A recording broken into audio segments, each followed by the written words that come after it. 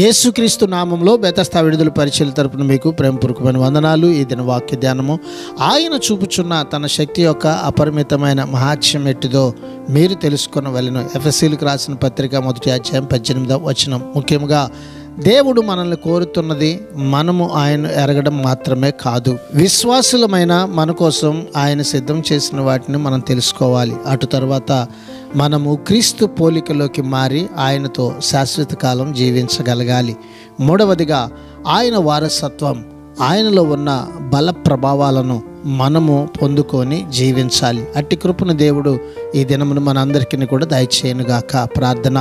మహాపరిశుద్ధుడా, మహోన్నతుడా, జీవాధిపతి, మా మంచి యేసయ్య, నీ మహాకృపను బట్టి ప్రేమించి మరొక నూతన దినాన్ని మాకు ఇచ్చినందుకు నీకు వందనాలు, స్తోత్రాలు చెల్లిస్తూ మేము నీ శక్తి యొక్క మహాత్మ్యమును బట్టి ఈ లోకంలో అన్ని విషయాలలో నీ నామానికి మహిమకరంగా జీవించేటువంటి ధన్యతను మాకు అందరికీ దయచేయమని యేసు పరిశుద్ధ నామంలో ప్రార్థించి అడిగి వేడుకుంటున్నాము తండ్రి.